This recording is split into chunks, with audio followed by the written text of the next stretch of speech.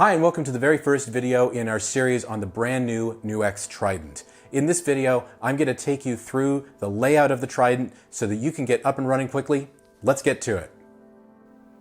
So the purpose of this video is to get you quickly acclimated to the layout of the Trident so that you can plug it in and start playing right away. So let's start by talking about the presets. There are 96 presets built into the Trident, and you can also create 96 individual user presets as well. And we'll get into that in a future video. But let's talk about how we access it. On the left side, we have our bank up, bank down foot switches, and then we have the corresponding A, B, and C presets per bank. So for example, right now, we're on 01A, but I can use the foot switches here to just simply toggle back and forth between the three presets that are available in this bank. Now, if I want to go to another bank, I just use the two foot switches here to bank up or bank down. And you can see that in the display here, 02 is blinking, which means it is waiting for me to select a preset inside of that bank. So I'm going to go ahead and select the first preset, which is preset A. Let's play a little bit. Okay, sounds good. Let's go to bank B or preset B. We can go to preset C, and so on and so forth. And in future videos, I'm going to show you how to get really in depth with all of this and create your own presets. But for right now, this is all just to get you up and running quickly. Next, let's talk about the effects. All the effects can be selected and edited from the corresponding knobs and switches up here on the top. And I'm going to talk about that in a second. But we set this up just like a pedal board. So you can turn everything off and on quite easily, just like you would on a standard pedal board. So you could turn the reverb off and on. You can turn off and on the delay. You can also see that it's got tap tempo. You can turn off and on the modulation. You can turn off and on the effects, and that's typically compressor, filter, and pitch. And then you also have a booster here in the bottom right corner that you can turn off and on. Now, in addition to this, there are secondary foot switches here for those effects. For example, the reverb has a freeze. So if you press and hold, you'll get a nice sustained freeze sound. And you can see from the delay just from a second ago that it has tap tempo. So you can tap tempo to any beat that you're working on and turn that off and on at any given moment. You can see it's still tapping there a little bit. And then we have other controls here like play, stop, and record, dub, and undo, and all that. And that has to do with the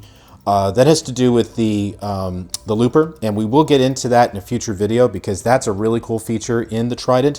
One last thing that I want to show you, right down here at the bottom, you can see the boost, and it says hold for tuners. So if I press and hold, you can see that the screen now changes here. It's a little hard to see on the screen there, but it's changed to a tuner. So now if I play something,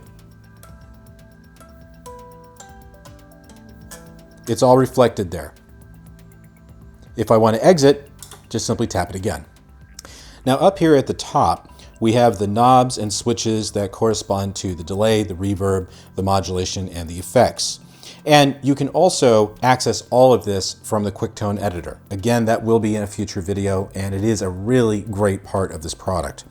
But to switch between any of the different effects, just use the knobs and switches up here in the upper left corner and moving to the right. For example, we have our delay and reverb section over here. And we have three different types of delay that we offer. We have BBD delay, we have a tape delay, and we have a digital delay. In order to access those, just use the corresponding switch to switch between the different types of delay. And we also have three different types of reverb here as well. We have spring, plate, and hall. Once you've selected it, and of course, assuming that everything's been turned on, you can then start making adjustments on the delay to the level, the time, and the repeat. And if you're on reverb, you've got your level and decay. And then you also have, what's really neat here is a routing option where you can do parallel routing. You can send the delay into the reverb, or you can send the reverb into the delay. Now moving to the right, we have our modulation and effects. And from here, we can select between chorus, tremolo, and phaser. And we have the corresponding knobs here for rate, depth, and level. And then we also have on the right here the effects, which are compression, filter, and pitch. And we have sensitivity and level to edit there as well. Now, one thing you should note is that anything that is in this product you can change the signal path completely. Meaning if you want to put the modulation and the effects before the delay and the reverb or after it, whatever you want to do, all of that is accessible right here from the screen. Next, let's talk about the amp section right here. Now, just like the knobs on your amp, everything has been replicated right here for your control. So you have your gain, your level, your bass, your middle, your treble, and your presence, just like you would on your regular hardware amp. Additionally, you have the ability to turn off and on the noise reduction, the amp itself, the cabinet or impulse response, and the EQ. And we'll be getting into all of that in future videos where I show you how to build presets and we'll select different amps and have a little fun. But for right now, just get to know all of this, but everything that you know about amps can translate very well to the Trident. Up here at the top, you can see the display and you can see two rotary encoders. We have the select rotary encoder and we have the parameter rotary encoder. And each of these performs a specific task. For example, if we want to edit a preset that we have selected, in this case, I'll go ahead and just stick with this first one here. I'll go ahead and select it and use the rotary encoder on the right to access the signal path, which is read from right to left. Now from here, I can use this rotary encoder to select any of the individual modules. For example, the amp module. I can go ahead and select that, press the encoder, and now I can start editing it by making use of the switches here at the bottom, the buttons, or I can also in combination with the knobs here at the top. Again, we are going to cover this in the future. This is just to get you familiarized with it.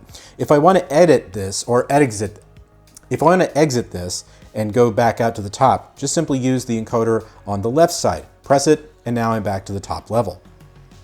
Now, if I want to do anything globally, like if I want to change the output mode or if I want to calibrate an expression pedal or something like that, you just press both of these simultaneously and now you get into the global settings.